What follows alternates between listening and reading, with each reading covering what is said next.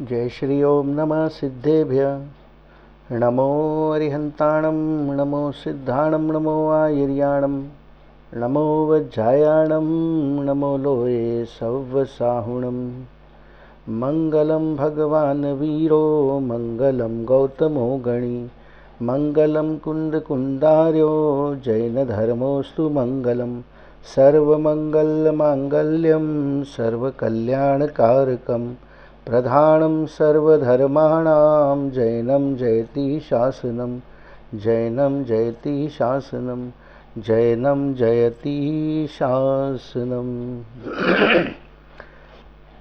आचार्य वादीब सिंह सूरीकृत छत्र चूड़ामणि की वांछना हम लोगों ने शुरू की है। उसमें प्रथम लंब के 22 श्लोक हम पढ़ चुके हैं।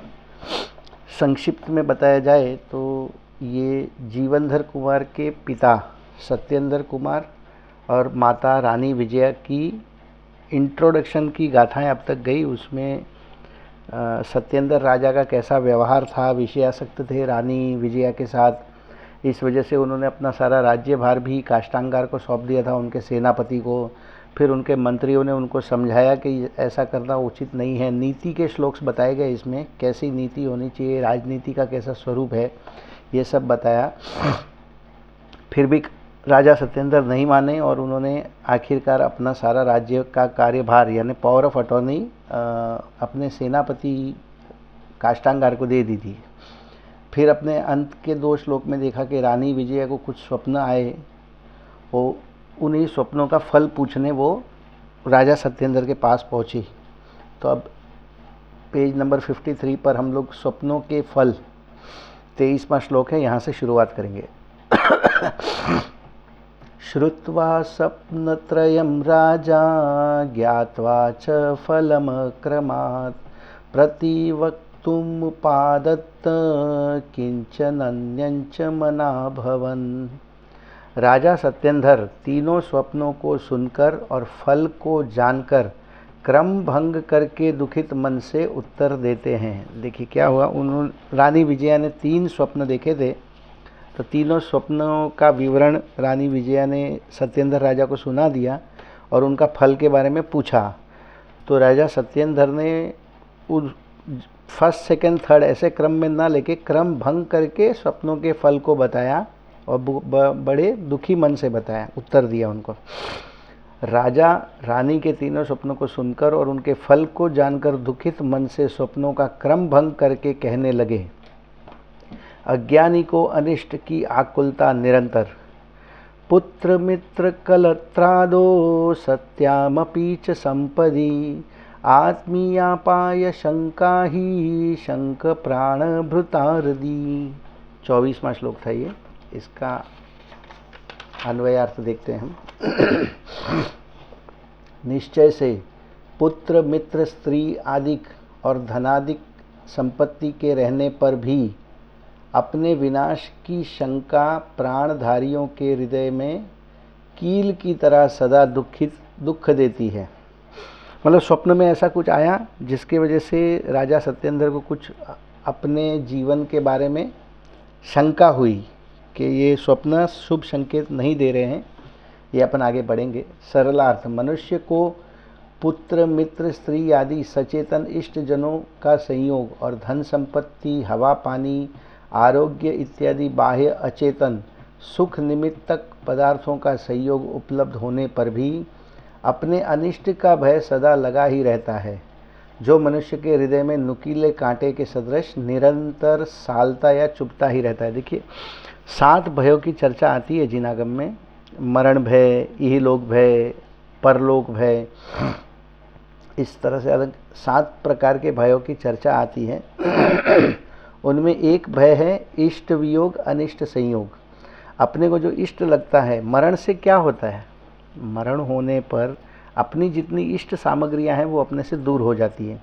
तो इष्ट सामग्री अपने से दूर हो जाए, इसके बारे में विचार करके भी जीव बहुत दुखित होता है। जैसे अपना कहीं पे रुमाल छूट जाए, रुमाल छोड़िए अपना कहीं मोबाइल छूट जाए, अपने आगे निकल जाए, ट्रैवल कर रहे थे ट्रेन में बस में और बस में मोबाइल अगर छूट जाए और अपने को घर जाके पता चले कि अपना मोबाइल बस में छूट गया तो अपने को कितनी आकुलता होती है। तो मृत्यु में तो सिर्फ मोबाइल नहीं, जितने संयोग आपको दिखाई दे रहे हैं, पुत्र पत्नी, परिवार, माता पिता, भाई बहन, धन दौलत, संपदा, मकान, दुकान, माल सामान, गाड़ी घोड़े, सब कुछ, सभी का एक साथ में एक झटके में वियोग हो जाना।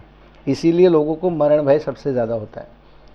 विशेषार्थ, मैं अनादि अनंत शुद्ध बुद्ध अतीन्द्रिय आनंदमय हूँ, ऐसे निज आत्मा की श्रद्धा न होने से, उसका स्वसंवेदन रूप ज्ञान एवं अनुभव न करने से अज्ञानी प्राणी अपनी अज्ञानता के कारण निरंतर भयाक्रांत रहता है।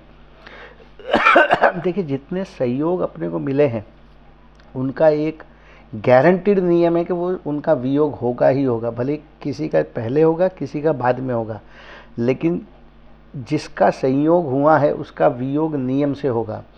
अब इसमें मैं अनादि अनंत शुद्ध बुद्ध, अपनी आत्मा में जो अनंत शक्तियां हैं उनका ना कभी संयोग होता है और इसीलिए उनका कभी भी वियोग नहीं होगा। अपना आत्मा अनादि से अनंत सुखमय है। अगर अपनी आत्मा को पहचान ले तो अपने को बाह्य किसी वस्तु की, द्रव्य की ज़रूरत नहीं है सुखी होने के लिए। लेकिन इसका ज्ञान न होने से अज्ञानी निरंतर अज्ञानता के कारण निरंतर भयाक्रांत रहता है कि मेरी ये वस्तु छीन जाएगी, मेरे से दूर हो जाएगी, टूट जाएगी, फूट जाएगी, कोई चोरी कर ले जाएगा, ऐसा भय हमेशा लगा रहता है। भय तो अनेक प्रकार के हैं, पर उन्हें आचार्यों ने स्थूल रूप से सप्त भयों के नाम से अभिहित किया है। उनके नाम देखिए, सप्त भय के नाम इसमें आ गए: इहलोक भय, परलोक भय, मरण भय, वेदना भय, अरक्षा भय, अगुप्ति भय और अकस्मात भय। वर्तमान में राजा सत्येंद्र यद्यपि सभी भयों से ग्रसित हैं, फिर भी उन्हें अपने मरण का भय सबसे अधिक है। इस मनुष्य भव में मनुष्य का मरण तो एक बार ही होता है, परंतु मनुष्य अपने मरण के भय से निरंतर दुखी बना रहता है। मृत्यु तो एक ही समय आनी है, एक झटका आएगा और ये जड़ शरीर यहाँ पड़ा रहेगा और मैं जो अनादि अनंत आत्मा हूँ अंदर, वो यहाँ से निकल के चला जाएगा, किसी न किसी दूसरी पर्याय में जाएगा। अब वो कहीं भी जा सकता है जैसे आपने भाव किए हों, मगर वो मरण एक समय का है। उस एक समय के मरण को लेके भय जो रहता है वो पूरी ज़िंदगी, जितने भी साल आप जिए, 60 साल, 70 साल, 80 साल, पूरी ज़िंदगी आपको लगता है कि मैं मर नहीं जाऊँ, मैं मर नहीं जाऊँ, मैं मर जाऊँगा तो क्या होगा, मेरे पत्नी बच्चों को कौन संभालेगा, मेरे परिवार को कौन संभालेगा, मेरे बिजनेस को कौन संभालेगा। ये जो भय है ये हमेशा लगा रहता है। इस मनुष्य भव में मनुष्य का मरण तो एक बार ही होता है, परंतु मनुष्य अपने मरण के भय से निरंतर दुखी रहता है और इसी बात को विचार कर करके निरंतर पूरी उम्र दुखी होता रहता है। राजा सत्येंद्र भी प्रथम स्वप्न के निमित्त से अपना मरण जानकर बाह्य सुख सामग्री की प्रचुरता के मध्य भी अत्यंत भयभीत हुए। संयोग का स्वभाव ही वियोग में परिवर्तित होना है। संयोग कभी भी शाश्वत नहीं रहते। अभी मैंने 2 मिनट पहले वही बात बताई ना कि जिसका संयोग होगा उसका नियम से वियोग होगा, यही बात यहाँ पे बता रहे हैं। संयोग कभी भी शाश्वत नहीं रहते, वे अपने पुण्य की मर्यादा पूर्ण होते ही वियोग को प्राप्त हो जाता है। जब तक आपका उस वस्तु के संबंधी पुण्य है या उस व्यक्ति के संबंधी पुण्य आपके उदय में है, तब तक वो वस्तु या व्यक्ति आपके साथ है। जैसे ही उसका पुण्य समाप्त हो गया, आपका पुण्य उस वस्तु के प्रति या व्यक्ति के प्रति समाप्त हो गया, उसका निश्चित और नियम से वियोग होना ही होना है। ज्ञानी तो संयोग वियोग रूप नाटक के ज्ञाता ही रहते हैं, इसलिए सदा सुखी रहते हैं। अज्ञानी संयोग रूप पदार्थों को अपना मानते हैं और उन्हें सदैव अपने पास रखना चाहते हैं, अतः अनेक वियोग में और वियोग की शंका में सदैव दुखी रहते हैं। इसका एग्जाम्पल ऐसे समझते हैं कि छोटा बच्चा जो होता है ना, वो कार आती है छोटी 50-100 रुपए की, उस कार से उसको इतना लगाव होता है कि अगर वो कार कहीं सोफे के नीचे चली जाए, पलंग के नीचे चली जाए या उसके मम्मी पापा उसको छुपा दे तो वो बहुत दुखी होता है उस कार के वियोग से। अब अपने को क्या, अपन जब देखते हैं तो अपन देखते हैं यार 100 रुपये की कार के लिए इतना दुखी हो रहा है, इतना आकुल व्याकुल हो रहा है, लेकिन उस बच्चे ने उसमें इतनी तन्मयता की हुई है उस कार के साथ कि उसको उसका वियोग किंचित मात्र भी बर्दाश्त नहीं होता। और ज्ञानी जन क्या सोचते हैं, अरे यार इस चीज़ के लिए, वैसे ही अपने लोग, अपने जो जितने संसारी लोग हैं, आप हम लोग अपने को जो दिख रहा है, अपने आसपास में जो संयोग हैं, उनकी रक्षा के भय से अपन सदैव भयभीत रहते हैं कि ये टीवी टूट ना जाए, मेरा मोबाइल खो ना जाए, मेरे कपड़े फट ना जाए। और जो ज्ञानी धर्मात्मा होते हैं, जो पंच परमेष्टि में विराजमान भगवान हैं, वो सोचते हैं ये क्या जड़ पदार्थों के लिए अपनी इतना आकुल व्याकुल होता रहता है। यही यहाँ पर दृष्टांत दिया गया है। अगला श्लोक लेते हैं अपन। राजा द्वारा स्वप्नों के फल का अक्रम से कथन। देवी दृष्टस्तव्या स्वप्ने बालाशोक समौलिकः आचेष्टे सोदयं सूनुं मष्टमालस्तु तद्दुधु। हे देवी, तुम्हारे द्वारा स्वप्न में देखा हुआ मुकुट सहित छोटा अशोक वृक्ष पुण्यशाली पुत्र को कहता है, और स्वप्न में देखी हुई 8 मालाएं पुत्र की 8 स्त्रियां होंगी, ऐसा कथन करती हैं। देखिए क्या बता रहे हैं सरल अर्थ में। हे रानी, स्वप्नों का फल सुनो। आपने जो स्वप्न में मुकुट सहित छोटा पर मनोहर अशोक वृक्ष देखा है, उसके फल में आपको एक भाग्यशाली पुत्र रत्न की प्राप्ति होगी। एवं स्वप्न में जो 8 सुंदर और सुगंधित पुष्प मालाएं देखी, उसके फल स्वरूप आपका भाग्यशाली पुत्र 8 सुंदर और सुशील कन्याओं का स्वामी होगा। मतलब ये बताया शॉर्ट में कि आपको एक बहुत ही पुण्यशाली पुत्र रत्न की प्राप्ति होगी और उस पुत्र की 8 शादियां होंगी। रानी विशेषार्थ, रानी ने जो 3 स्वप्न देखे थे, उनमें प्रथम स्वप्न का फल अनिष्ट कारक जानकर राजा ने क्रम भंग करके अगले 2 स्वप्न का फल तो रानी को स्पष्ट रूप से समझा दिया, परंतु प्रथम स्वप्न का फल जानबूझकर नहीं बताया। अब प्रथम फल में कुछ ऐसा अनिष्ट कारक था जिसका फल राजा सत्येंद्र ने रानी विजया को नहीं बताया, लेकिन जो सेकंड और थर्ड स्वप्न था, सेकंड स्वप्न ये था कि उसने एक मुकुटशाली अशोक वृक्ष देखा, मतलब कि भाग्यशाली पुत्र की रत्न की प्राप्ति होगी। और फिर 8 सुगंधित पुष्प मालाएं देखी, सुंदर और सुगंधित पुष्प मालाएं देखी। उनका फल ये बताया कि जो पुत्र होगा अपने को, उसकी 8 पत्नियां होंगी। रानी द्वारा राजा से प्रथम स्वप्न का फल पूछना, देखो वो छोड़ने वाली थोड़ी है। उसने तो बोला मैंने 3 स्वप्न देखे, आपने तो 2 ही स्वप्न के मुझे फल बताए, पहले का तो बताया ही नहीं। आर्यपुत्र ततः पूर्वं दृष्टन्तस्य किं फलं करेंग्लेरीति चेद्देवी कथयत्येष किंचनः। हे आर्यपुत्र, इससे पहले दिखा और फिर नष्ट हो गया ऐसे अशोक वृक्ष का क्या फल है? हे देवी, यदि ऐसा पूछती हो तो यह स्वप्न भी इसका ही कुछ कहता है, ऐसा समझो। क्या बता रहे हैं, जो पहला स्वप्न था उसमें उसने रानी विजया ने एक अशोक वृक्ष को देखा और अचानक उसको नष्ट होते हुए देखा, तो उसका ही यहाँ पे डिटेल्स बताएंगे। अगल सरलार्थ में अपन लोग देखते हैं। रानी विजया अत्यंत विनय और विशेष जिज्ञासा पूर्वक तथा कुछ भयाक्रांत होकर राजा से पूछती हैं, हे स्वामिन, हे प्राणनाथ, इन 2 स्वप्न के पहले जो स्वप्न आया था कि एक बड़ा अशोक वृक्ष दिखा और तत्काल नष्ट हो गया, उसका क्या फल होगा, कृपया कर बताइए। उत्तर टालने की भावना से राजा अनिच्छापूर्वक कहते हैं कि हे प्रिय, आपका यह स्वप्न भी राजपुत्र और रानियों के विषय में ही कुछ कहता है, ऐसा समझो। मतलब उसने बात टालने की कोशिश की कि ये वो बच्चे के और उनकी पत्नियों से ही रिलेटेड है, अशोक वृक्ष जो नष्ट हो गया वो वाला जो स्वप्न है वो उससे ही रिलेटेड है, ऐसा समझ लो। विशेषार्थ, इस स्वप्न का फल राजा अपना मरण जानकर भी अपनी रानी को नहीं बताना चाहता था। देखिए अशोक वृक्ष, जो बड़ा वाला अशोक वृक्ष था, वो राजा सत्येंद्र का द्योतक था और उसका अचानक नष्ट हो जाना यानी राजा सत्येंद्र की मृत्यु होने वाली है, ऐसा संकेत दे रहा था पहला स्वप्न जो था वो। इसलिए इस स्वप्न का फल राजा अपना मरण जानकर भी अपनी रानी को नहीं बताना चाहता था, परंतु स्वप्नों का फल अक्रम से बताना एवं प्रथम स्वप्न का फल स्पष्ट न बताने के कारण रानी के मन में शंका उत्पन्न होना स्वाभाविक ही था। देखिए, सेकंड स्वप्न को डिटेल में बताया, थर्ड स्वप्न को डिटेल में बताया, और पहले सेकंड और थर्ड बताया, फर्स्ट का बताया नहीं, फर्स्ट को टाल दिया। तो ये सब चीज़ें रानी विजय के मन में डाउट उत्पन्न करती हैं। रानी के प्रश्न का उत्तर देते समय राजा का मुख मलिन हो गया था, शब्दों में कुछ कंपन भी उत्पन्न हो गई थी। जी, हम लोग अगर कोई बात छुपाते हैं या झूठ बोलने की कोशिश करते हैं तो वो अपने चेहरे पे दिख जाता है। रानी का मूर्छित होना।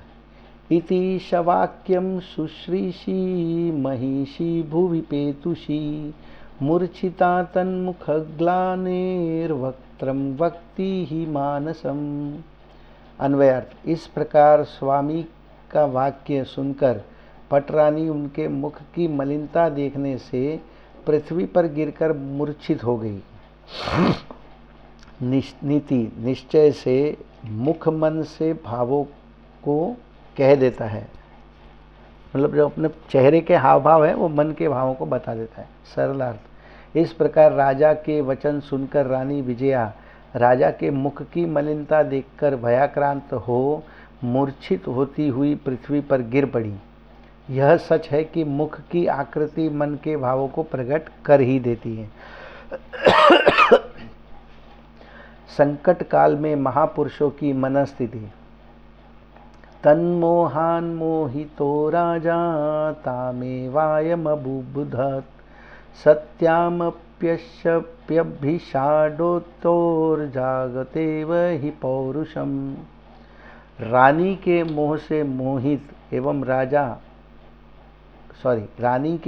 मोहित राजा उसको ही सचेत करता है। जो रानी मूर्छित हो गई थी उसको सचेत करता है। निश्चय से अकस्मात दैवादिजन्य पीड़ा होने पर भी पुरुषार्थ जागता ही है।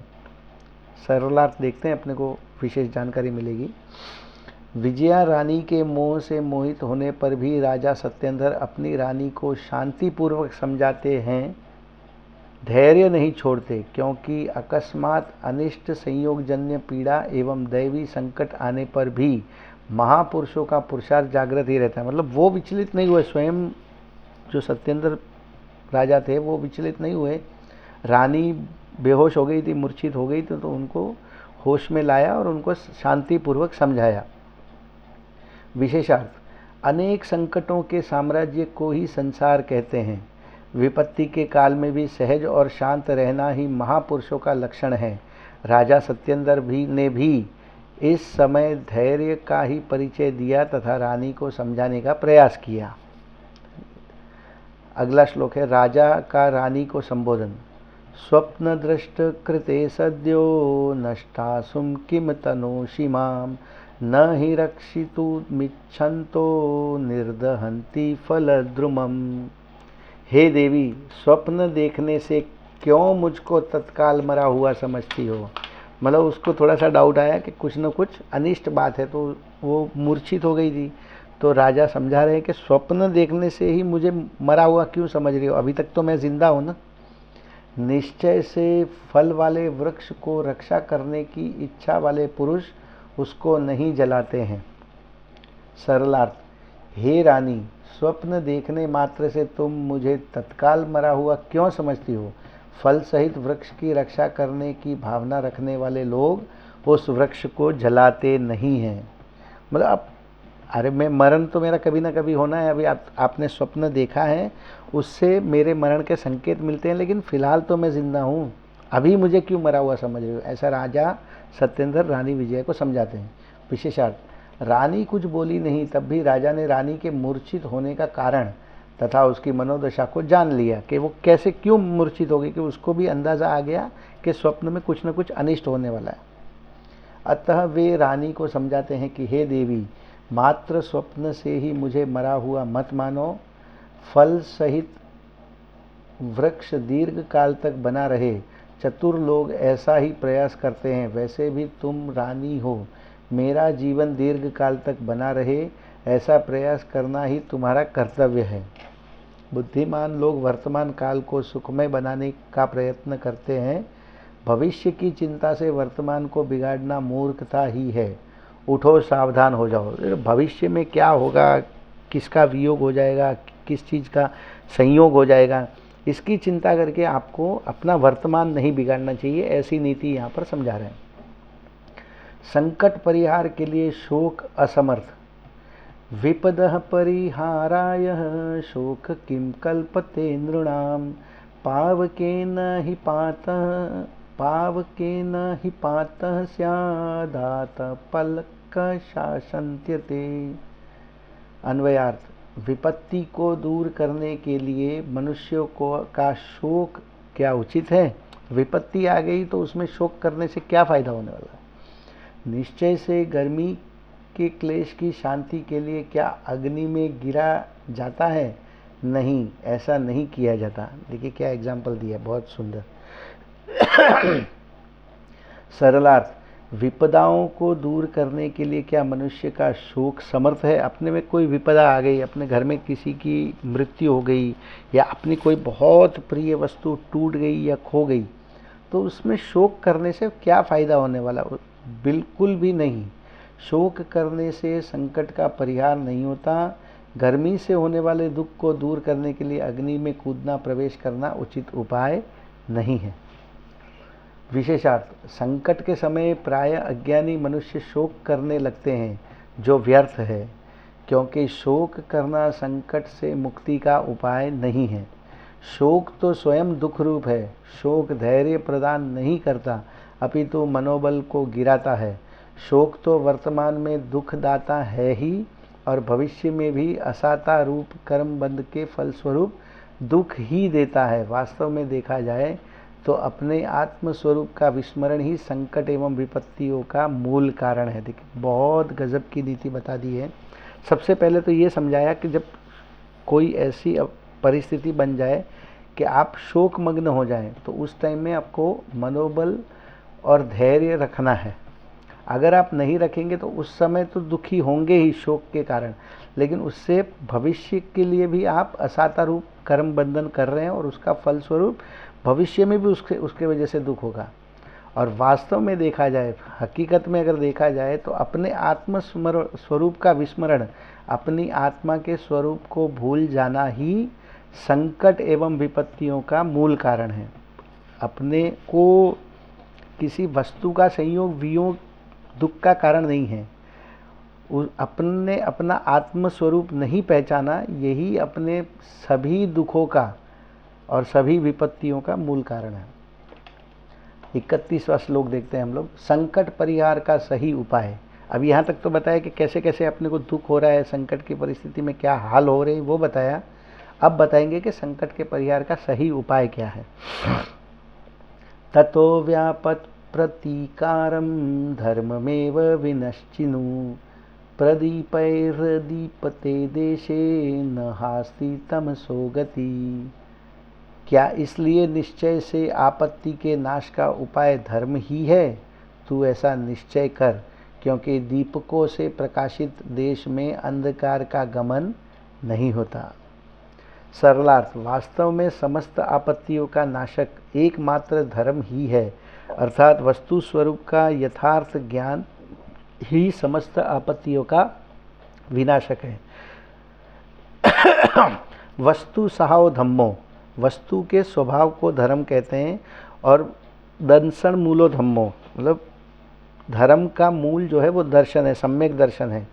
आप अगर 7 तत्वों का स्वरूप सच्चे से जानेंगे, अपनी आत्मा को सच्चे से जानेंगे, तो आप मतलब वास्तव में समस्त आपत्तियों का वो नाशक होगा। वो जो धर्म है, सच्चा धर्म होगा, वो सभी आपत्तियों का नाशक होगा। अर्थात वस्तु स्वरूप का यथार्थ ज्ञान ही समस्त आपत्तियों का नाशक है।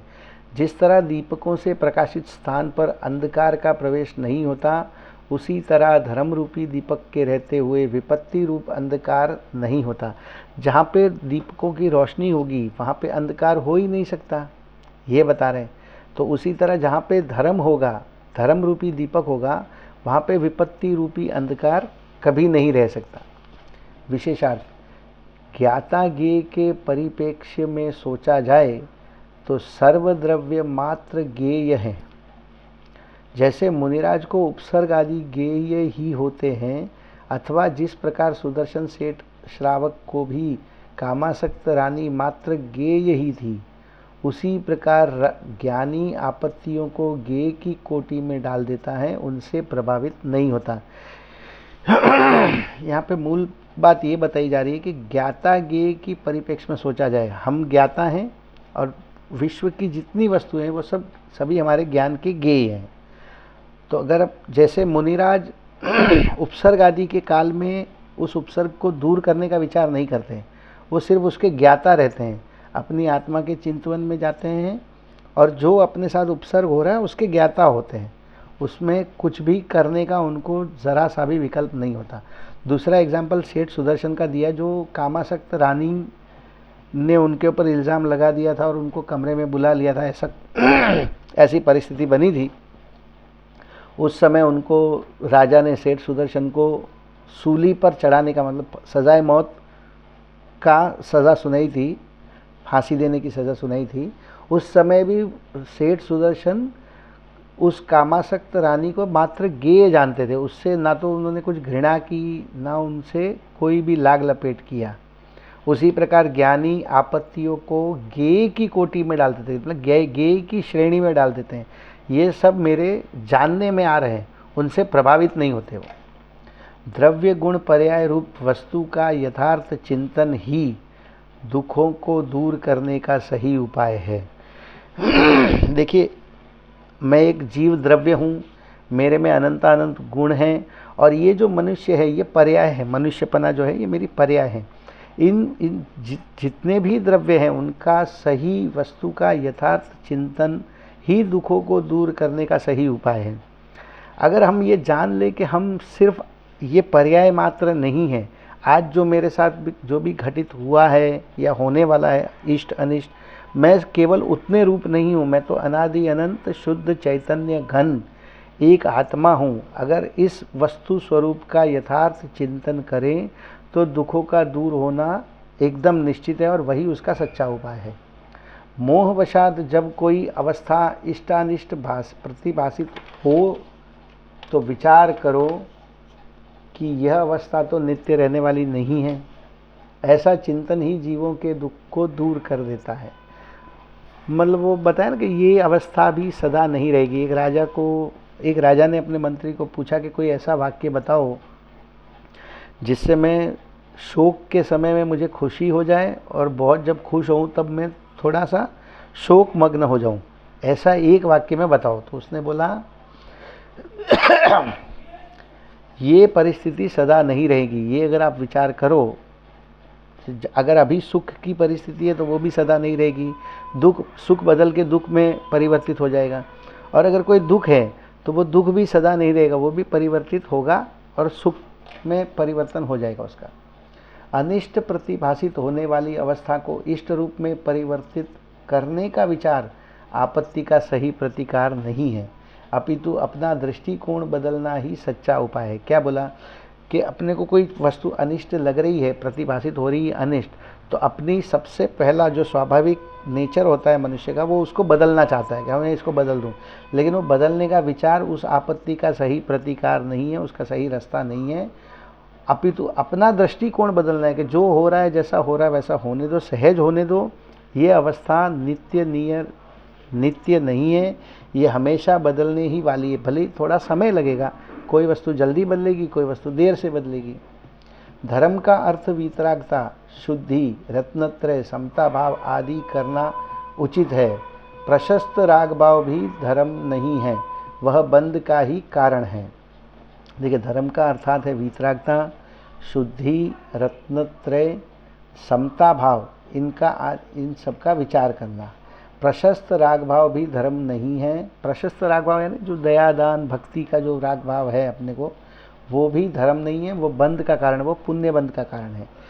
तो इसी मंगल भावना से अपने आज 31 श्लोक पूरे हुए हैं। इसी मंगल भावना से आज का वांचन हम विराम लेते हैं। अभी जिनवाणी स्तुति।